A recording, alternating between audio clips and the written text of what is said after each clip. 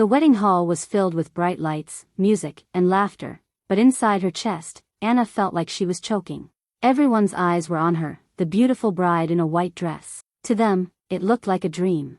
To her, it was a nightmare she couldn't escape. Her mother smiled proudly in the front row, pretending everything was perfect. Her father stood by the door, nodding to guests as if he had just achieved something great. But not one of them looked at her face closely enough to see the truth. Anna's eyes were wet, her lips trembled, and her hands shook inside her gloves. At the altar stood Mr. Raymond, the 70-year-old man she was being forced to marry. His skin sagged, his voice cracked when he spoke, and his laugh was heavy with arrogance. He wasn't just old enough to be her grandfather. He actually was her late grandfather's closest friend. For years, she had seen him visit their house, and she had always stayed quiet, hiding in her room because he made her uncomfortable. Now he was dressed in a fine suit, smiling proudly, as if this moment was his prize. The pastor asked her to step forward. Anna's legs felt weak. She wanted to scream, to run, to tear the dress from her body. But her father's eyes caught hers, sharp and warning. She knew what that look meant. Don't you dare embarrass us. Her chest burned with anger and shame. Just a week ago, she had begged her mother to protect her. "Mom, please," she had cried, "I don't love him. I can't do this. He's old. He's not for me." But her mother had turned away, folding her arms. "You don't know what's good for you. This marriage will save our family. You will thank us later." Now, standing before the crowd, she felt betrayed by the very people who were supposed to love her most. Guests clapped, some whispered with envy, others with curiosity. Nobody cared about the tears forming in the corner of her eyes. The pastor's voice echoed. "Anna, do you take Raymond to be your lawful husband?" Her lips parted, but no words came out. The silence stretched. Her heart raced so fast she could barely hear the music anymore. She saw Raymond's smile fading, his eyes narrowing, his hand reaching for hers as if to claim her body right there in front of everyone. That was the moment something inside her broke. The fear that had held her tongue for months turned into rage. Her voice, sharp and trembling, filled the hall. "No," she cried. "I don't want this. I will not marry him." Gasps filled the room. Her mother's hands flew to her face in shock. Her father's fists tightened by his side. Raymond's smile collapsed into a dark scowl. Anna's chest heaved as she tore off the heavy veil and threw it to the ground. "You are all pretending this is love, but it's a lie. You're sacrificing me for your greed, for your pride." The hall erupted in chaos. Guests murmured, some tried to calm her, others whispered scandal into their phones. Her mother rushed forward, whispering harshly, "Anna, stop this madness right now." But Anna stepped back, shaking her head wildly. "No, I'd rather die than marry him." Her scream echoed so loudly that the music stopped. The entire wedding froze, and in that silence, Anna's truth spilled into the open for the very first time. Anna grew up in a small house where silence often spoke louder than words. Her father, David, was a strict man who carried his pride like a heavy crown. He believed that reputation was everything. To him, his children were not just people, they were investments meant to protect the family name. Her mother, Grace, was quieter, but her silence always sided with her husband. When he spoke, she obeyed. When he decided, she nodded. Anna was the first daughter, and with that came responsibility she never asked for. From a young age, she learned to cook, clean, and take care of her younger brother, Michael. She wanted to go to college, to study law, but her father dismissed the idea. "Books don't feed families," he told her. "You will do what is best for all of us." In truth, David had always struggled with money. His small business failed years ago, and ever since, he lived chasing favors from wealthy friends. One of those friends was Raymond, the man now standing at the altar, 70 years old but rich enough to solve all of David's problems. He had promised to invest in David's new business idea if Anna agreed to marry him. To David, it was a fair trade. To Anna, it was a life sentence. Anna's relationship with her mother had once been warm, but in recent years it had turned into something bitter. Grace believed in survival more than happiness. When Anna cried to her about the marriage, Grace held her hand but her words were cold. "We don't have choices like other people. If you marry him, at least your children will not suffer." It felt like a knife in Anna's heart to realize her own mother cared more about comfort than her daughter's freedom. Her only comfort was Michael, her younger brother, only 17. He was the only one who dared whisper the truth. "Anna, I know this is wrong," he told her the night before the wedding. "If you want to run away, I'll help you." His loyalty gave her hope, but she was too afraid to destroy what little peace was left in their home. Anna herself was a gentle soul, quiet but strong. She carried her pain in silence, but it showed in her eyes. Every dream she once had, becoming a lawyer, building her own future, choosing her own partner, was slipping away. She felt trapped between duty and desire, between family loyalty and her own freedom. Her father painted the marriage as a blessing. He told neighbors proudly, "My daughter will never know hunger. She will live like a queen." But Anna knew better. She saw the way Raymond looked at her, as if she were a trophy he had purchased. There was no love in his eyes, only possession. What was at stake for Anna was more than marriage. It was her future, her voice, her very identity. If she gave in, she would lose herself forever. If she fought back, she risked breaking her family apart, maybe even being cast out with nothing. This fear and tension followed her into every room of the house. Nights before the wedding, she lay awake staring at the ceiling, tears rolling silently as she prayed for a way out. By day, she smiled for guests and tried to act like the obedient daughter. But inside, her heart was screaming. Anna was at a crossroads. One path led to comfort bought with sacrifice, the other led to freedom but with unknown consequences. And the wedding was the moment when all those choices, all that pain, could no longer be hidden. The wedding had ended in chaos. Anna's outburst had shocked the entire community, and by the next morning, whispers had spread across the town. Neighbors called, relatives visited, and her family's house was filled with tension. Her father was furious. He paced the living room like a storm ready to explode. "You shamed me, Anna. You ruined everything," he shouted. His words cut deep, but what followed hurt even more. He raised his hand and slapped her across the face so hard that she stumbled backward. Grace, her mother, rushed forward, not to protect Anna, but to hold her husband's arm. "David, please," she whispered, glancing at the open door where neighbors might hear. "Don't let people see us like this." But David's anger was uncontrollable. "Do you know what you've done?" he roared. "Raymond has withdrawn his offer. He will not invest in my business anymore. He said your behavior was a disgrace, and now he will tell others I cannot control my own daughter. Do you understand what this means?" Anna touched her swollen cheek and stared at her father with disbelief. She wanted to scream that she didn't care about Raymond's money, but David wasn't done. "You think you've won, don't you?" he sneered. "Well, let me tell you the truth. Raymond already gave me an advance. I have spent it. Do you hear me? I used his money, and now he demands it back. How do you expect me to pay him?" Anna froze. The words hit her harder than the slap. Her father had sold her future for money he had already wasted. That was the betrayal she had feared but never imagined could be so real. Her mother looked down at the floor, her lips pressed tight, refusing to meet Anna's eyes. That silence was the loudest betrayal of all. The tension in the house grew unbearable. Michael, her younger brother, stepped between them. "This is not Anna's fault," he said bravely. "She didn't ask you to borrow money. She doesn't deserve this." But David shoved him aside. "Stay out of this, boy. You're too young to understand. Do you want us to live in shame? Do you want our family destroyed because your sister couldn't keep her mouth shut?" Tears burned Anna's eyes, but she swallowed them. She felt as though the walls of the house were closing in. The man who was supposed to protect her had chosen money over her life. Her mother had chosen silence. The only one on her side was a boy who was barely a man. That night, she overheard a conversation that changed everything. Her parents sat in the kitchen, whispering in the dark. "We must fix this," Grace said softly. "If Anna won't agree, then maybe we should send her away until people forget." "No," David growled. "She will not embarrass me again. Tomorrow, I will take her to Raymond myself. She will apologize. She will marry him, whether she likes it or not. If she refuses, she can leave this house forever." Anna's breath caught in her throat. She was standing in the hallway, her hand pressed to her chest. Her own father was planning to hand her back to the man she had rejected. Worse, he was willing to throw her out into the streets if she resisted. That was the moment she realized she had no safe place left. Her home was no longer her home. Her parents were no longer her protectors. She could not hide behind silence anymore. She crept back to her room where Michael was awake, waiting. His eyes widened when he saw her pale face. "What happened?" he whispered. Anna's voice shook, but it was steady enough to carry her new resolve. "I heard them.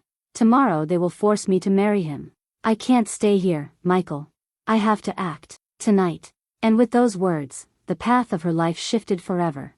That night Anna could not sleep. Her father's threats echoed in her head, and her mother's silence burned like fire in her chest. She kept hearing Raymond's name, as if the walls of the house whispered it to her. Every corner of her home felt poisoned. By morning, David's anger had not cooled. He called Anna into the living room. His face was dark with fury. "You have one chance," he said coldly. "You will come with me to Raymond's house today. You will apologize for your shameful behavior and fix this. Otherwise, you are no longer my daughter." Anna's knees felt weak, but she stood tall. "I will not marry him," she said, her voice trembling but firm. David's hand struck the table so hard that the cups rattled. "Ungrateful girl. Do you think you are better than the rest of us? Do you think life is about love and foolish dreams? You will obey me, or you will walk out of this house with nothing." Grace, her mother, tried to calm him. "David, please, maybe we should give her some time." But David glared at her until she fell silent again.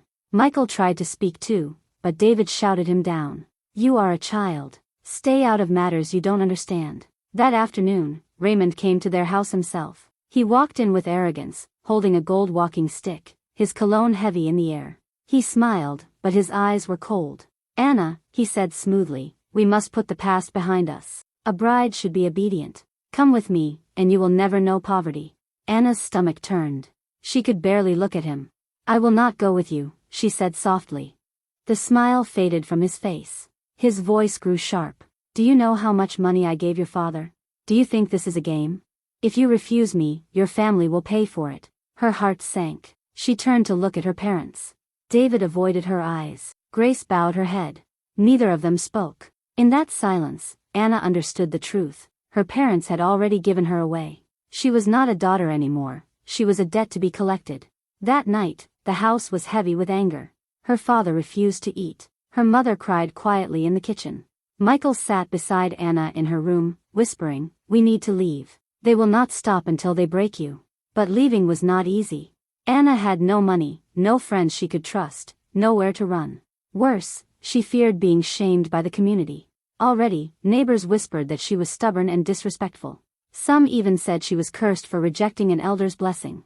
The next day, David locked her inside her room. "You will stay here until you change your mind," he told her. "If I must drag you to Raymond myself, I will." Anna cried into her pillow until her throat ached. The girl who once dreamed of studying law was now a prisoner in her own home. Her own parents were her jailers. Days passed, each one heavier than the last. Grace visited her sometimes, but only to say, "Anna, think carefully. A woman's duty is to her family. Do not bring us shame." Those words pierced deeper than any knife. One night, Anna overheard her father on the phone. His voice was low, but she caught the words, "Don't worry, Raymond. She will marry you. Even if I have to drug her and bring her myself." Her hands shook. Her father was ready to sacrifice her completely. It was no longer just about money. It was about control, about pride, about proving he could not be defied. That was the moment Anna's fear turned into fire. She realized there was no safety left in waiting, no hope in obedience. If she stayed, she would be broken. If she ran, at least she had a chance. The night Anna overheard her father's plan, something inside her snapped. She knew she could not wait anymore.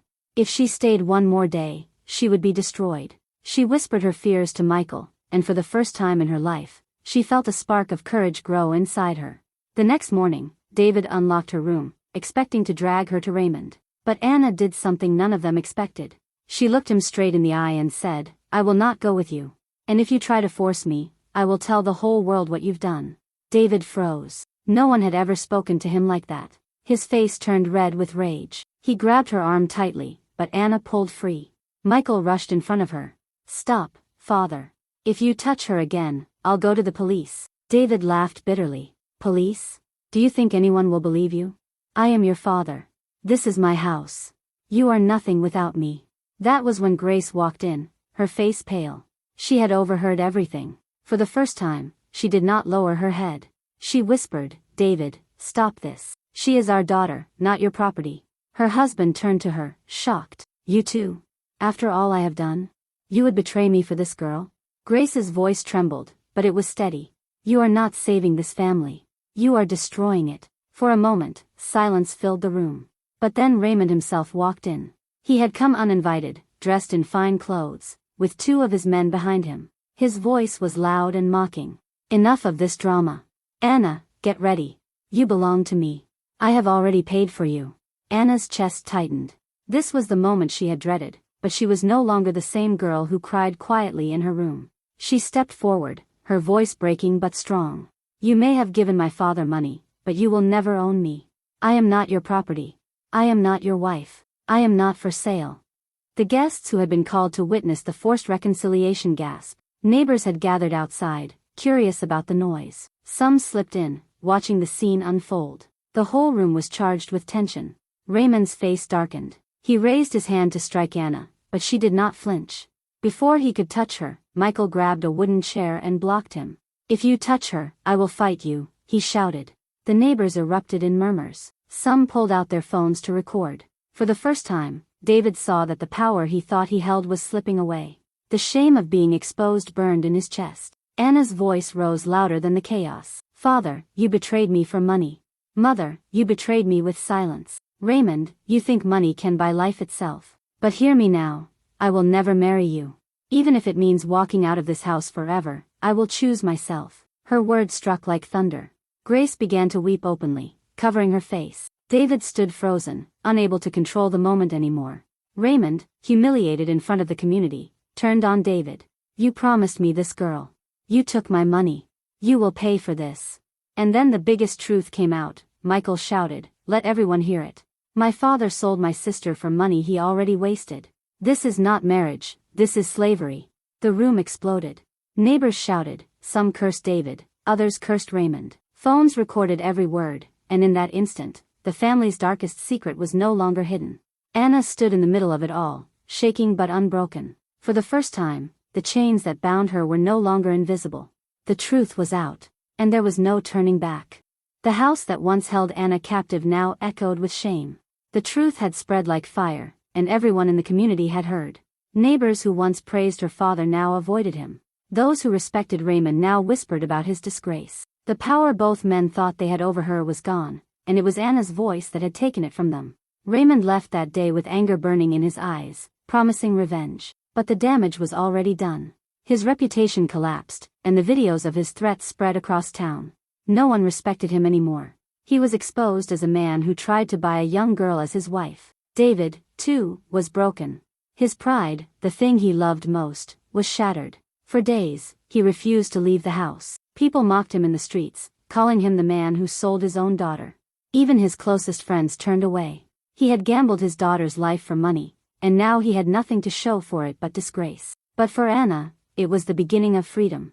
With Michael by her side, she made the hardest choice of her life. One night, she packed a small bag of clothes and walked out of the house. Her mother tried to stop her, tears in her eyes. "Anna, please, don't go. We can fix this." Anna looked at her and shook her head.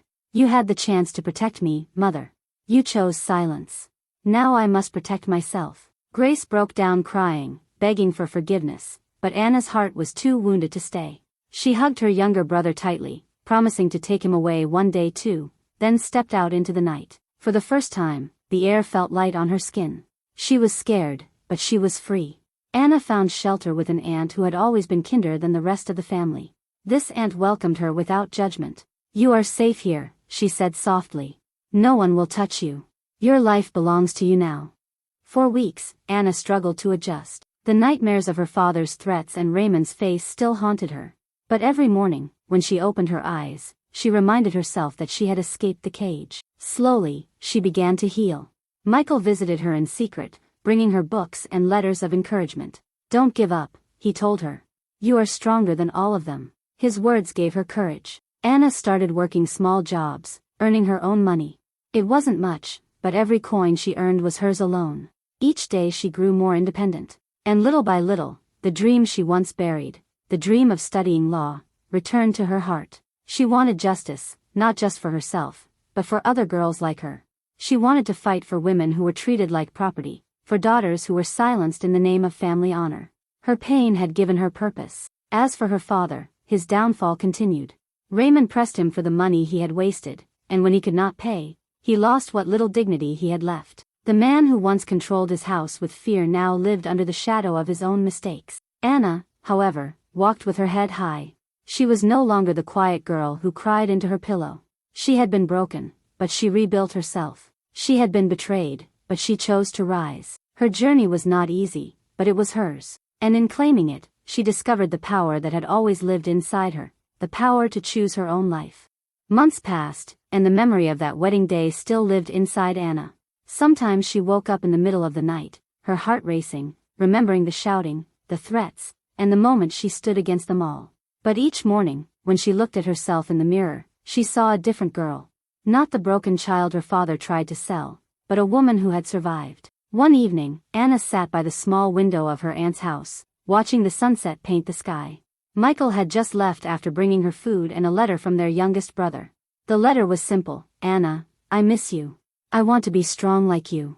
Tears filled her eyes as she folded the paper. For the first time, she realized her fight was not only for herself, it was for him too, and for every girl who had no voice. She thought about her mother, still trapped in silence, and her father, drowning in shame. A part of her still wished they had chosen love instead of pride. But she no longer carried their burden. She was free from their chains, and that freedom was her quiet victory. Anna whispered to herself, "I was not for sale. I was never for sale." The words felt like healing, soft but powerful. The world around her had changed, but more importantly, she had changed. Her pain had turned into strength, her silence into courage. She was no longer waiting for anyone to save her. She had saved herself. As the night fell, Anna smiled faintly. She didn't know what tomorrow would bring, but she knew one thing clearly: she would never again let anyone decide her worth. Her life belonged to her now, and that truth was enough to light her path forward. And in that quiet moment, with the stars slowly appearing above, Anna felt peace for the first time in her life.